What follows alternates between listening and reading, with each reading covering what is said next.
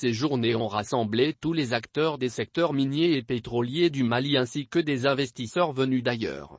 À travers ces journées, ces acteurs exposent leurs produits et savoir-faire. Pour cette 9e édition, le thème portait sur « Développement du contenu local, enjeux, perspectives et rôle de l'État ».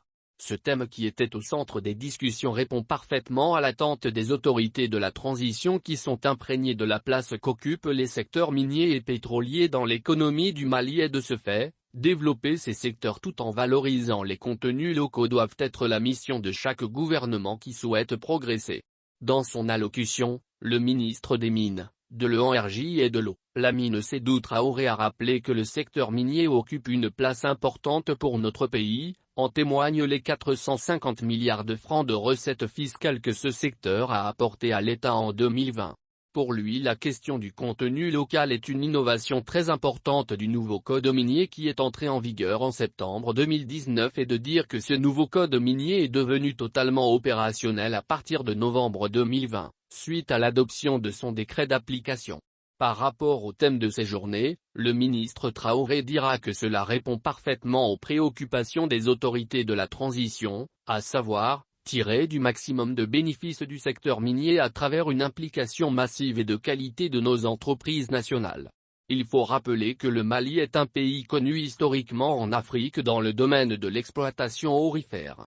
Depuis 30 ans, le Mali est dans la production aurifère avec une contribution significative aux recettes de l'État, a-t-il révélé. Il a d'ailleurs indiqué que le secteur minier n'a pas été épargné par la crise de la Covid-19 qui a fait plonger de 35% les flux mondiaux d'investissements directs étrangers. Et de déclarer que les principaux acteurs dans ce domaine sont dans le secteur privé. Il a par la suite touché du doigt le problème que le secteur minier est confronté, notamment l'orpaillage illégal. Pour sa part, le Premier ministre Maïga a déclaré que ces journées se sont imposées au fil des ans comme un rendez-vous incontournable. Il a d'ailleurs précisé qu'au-delà de la promotion du secteur minier et pétrolier, le gouvernement entend à travers ses assises renforcer et promouvoir le rôle et la place des ressources minières et énergétiques en tant que richesse stratégique, créatrice d'emplois, de richesse et de croissance. S'agissant du thème de ces journées, le chef du gouvernement a salué sa pertinence.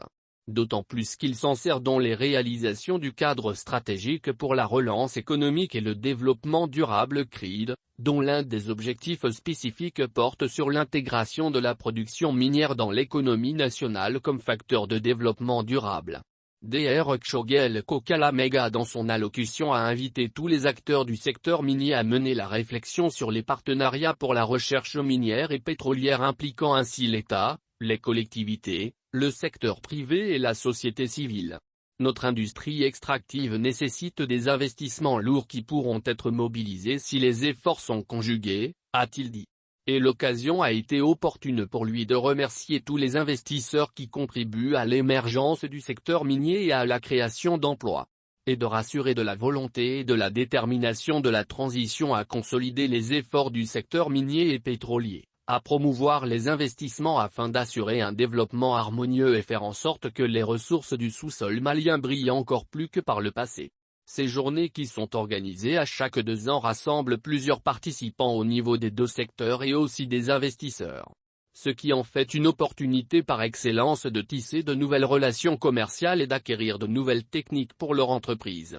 En marge de la 9e édition des Journées minières et pétrolières du Mali organisée du 16 au 18 novembre 2021 au Centre international de conférences de Bamako-Sigb, nous nous sommes entretenus avec M.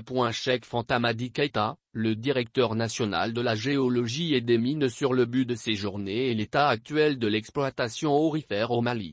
Ces journées, JMP, qui sont organisées chaque 2 ans, dira le directeur national de la géologie et des mines, mettent en évidence des activités minières que le Mali est en train de faire.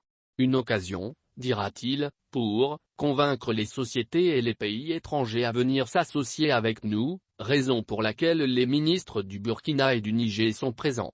Les sociétés minières qui sont représentées sont là pour démontrer à la population malienne les activités et les innovations qui sont en train de se passer dans le secteur minier.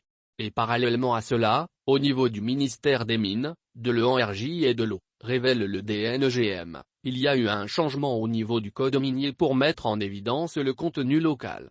raison pour laquelle le thème choisi pour cette édition est le développement du contenu local.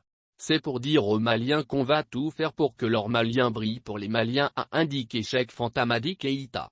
Pendant ces journées, des panels de haut niveau ont été organisés, au cours desquels des thèmes sont présentés au public présent et des séries de questions-réponses débattues. Tout cela, affirme le directeur Keïta, pour mettre l'exploitation minière au Mali en avant. Pendant ces journées, les résultats attendus sont multiples.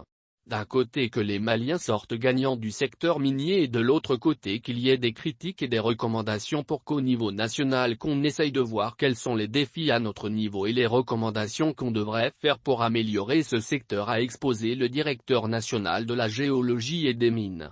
Sans manquer d'indiquer qu'au nombre des difficultés que le secteur minier rencontre, il y a le problème de l'orpaillage illégal contre lequel le gouvernement est en train de mener une lutte implacable. On est en train de voir quelles sont les voies et moyens qu'on doit mettre en œuvre pour mettre de l'ordre dans cette activité, a expliqué M. Keïta.